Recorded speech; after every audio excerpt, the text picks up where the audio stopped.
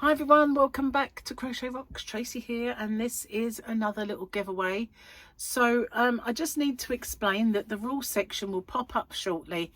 I managed to film one, yes, and not make tons of mistakes, so I'm just going to insert that in a little bit, but it won't look too distracting because I'm wearing the same clothes, but there will come a time when I'm not batch recording anymore. But these giveaways are either for my Hump Day giveaway, for my Sunday Fun Day giveaway, or for my December Madness sort of giveaways that I'm doing, sort of Mad December giveaways, because it's Christmas. So they may or may not be in Christmassy paper or bags, who knows, but it will be one of those anyway, but the same rules apply. So that all just leaves me to say, here are the rules. Firstly, if you could watch this video in its entirety, it really does help me with the postage. It also helps with the YouTube algorithm, but the postage is the most important thing for me, because as you can imagine, doing a fair few giveaways does actually make the postage a little more. If you can like and share this video as well and hype it, I would really appreciate that, because that also does help my channel. You've got to be a subscriber to enter. Somewhere around here is a little subscribe button. If you could hit that subscribe button and the little icon next to it, which is a bell, and click that onto all, you won't get all because YouTube don't really send out all anymore, but the chances are you might get one of my tutorials or yarn or another giveaway pop up. Now, I ship worldwide. I do have a shop. It's called hobbyrocks.co.uk, and I ship worldwide in the shop, so it's no bother for me just to add another parcel for collection. Just a little word on my shipping if you're interested in my shop. The tariff charges are all built into the postage, and the postage is weight based, so the heavier the parcel, the more it costs. The lighter the parcel, the lower it costs. And so I'm not liable for any duties or taxes once this gift leaves me, but I always say it's of no commercial value and a gift, and therefore that's never happened, and it's anyway underneath the threshold for most countries' tariffs. I don't know any that have got it that set that low. So anyway, what have you got to do? You've got to answer the question or questions that you guys have come up with, because I always get you to set the questions, and I love doing that. So you just got to answer the question and give me something called the phrase that pays. So what's that all about? It's my way of protecting you against scammers, because unfortunately there are scammers around. Excuse me. So it is in two parts. It's I understand the terms and conditions, and I'm aware of the scammer. The terms and conditions are the rules. There are in the description box a nicely bullet pointed chunk of rules there. If you could watch them, just in case I forget any. And obviously I just need to know you're aware of the scammer. So what they do is they put a little message underneath your entry saying that you've won, and there's usually loads of icons and emojis and everything else, a big fanfare of stuff, and then obviously a link for you to click. But as we well know now, links are a no-no. We don't do that. The only way I'll ever let you know you've won is by making a separate video. I choose the winner by the random comment picker, and then I do my checks, and that is to make sure the person is a subscriber, they've answered the question or questions correctly, given me that phrase that pays. Only then do I have my actual winner or winners. Standard YouTube rules apply, and YouTube's not affiliated to this giveaway. No company is either. All the prizes that I do are purchased with my own money. Okay, no one is affiliated.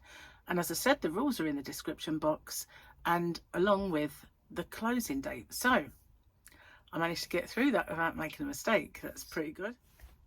Hello and welcome back. Seems really weird saying that because I didn't have a gap between. Anyway, the yarn then, I need to show you this. Now it does have a little bit of a wool content in this yarn, but it was a mega popular yarn which sadly was discontinued, and I have a few balls left only in my shop, and it's, even now I still sell it. It's just and it's a shame that they discontinued it, because it used to go so well with many of their cakes that are the same kind of yarn, and you could put a solid-ish colour in with it. And that is the Batik DK by Stylecraft. And as you can see, this one is called Indigo, but with their batik cakes, you could have the variegated part, and then you could use this like interspersed with it, and you could put a section of the colour. But they stopped doing it, which is really, really silly, I think. But this is the Batik. It is a 50-gram ball, so nice cute little yarn boobies there. And this one, as I said, is called Indigo, and there are 1, 2, 3, 4, 6 in this. 6 in this giveaway. And it is 80% premium acrylic and 20% wool. It is lovely, squishy, soft. I can't even feel the wool. It's 30 degrees machine wash. You can cool tumble dry and cool iron. And it is called Indigo, as I've said. A 50-gram ball will give you 138 meters or 151 yards. And it is just gorgeous. It's sort of like a stone wash, isn't it? Because it's indigo, and then they've put this kind of white marbled effect. It does look like stone washed denim. It really is nice. I love that one. So yeah, really pretty yarn. Now, I'm allergic to wool, unfortunately, so all the yarn that I have in my stash, all of this I'm putting in the giveaways. So you will find other colours coming up. I have used it, and I have to say it didn't make me react as much as other yarn, because it is very, very soft. I find that wool, when it's scratchy, is the worst for me. So what have you got to do? Well as the phrase that pays that I mentioned during that rules section, you need to come up with the answer to a question that you guys have thought up. So let's have a look and see if I can find one.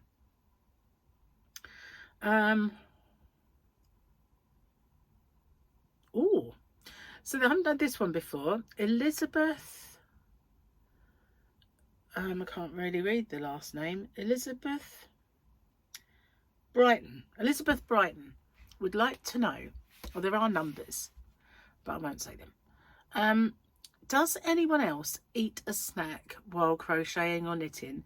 And if so, what do you eat? Does anyone else eat snacks while knitting and crocheting? Do I eat snacks? I must do occasionally, I guess. I must do.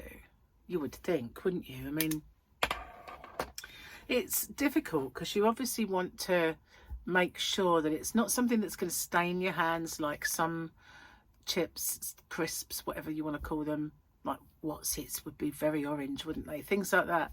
So if you're eating something like that, you've got to be careful about the residue on your fingers, and even if it makes you sticky and then you transfer it. So yeah, or chocolate might melt on your fingers. So it's a bit awkward, isn't it?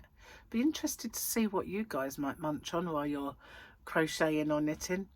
I mean, I dare say I must have done it, but I can't think that I snack often, or it's a thing. I mean, there are things in life where snacks are a routine thing. A little while ago, Gary's brother had an American girlfriend, and whenever we went out, it was car snacks. And it's a very big thing, apparently, to people across the pond having car snacks. Never think about it. I mean, unless you're going on a mega long journey, you might take something with you, but it's not something that I kind of think of. Car snacks, you know, it's not something that really sort of entered our minds. Well, maybe it did yours. Didn't mine. Anyway, that's the giveaway. So thank you so much for watching. Thank you for everything you do for me. Really, really massively do appreciate it all. And I will see you guys on the next one. Take care. Bye-bye for now.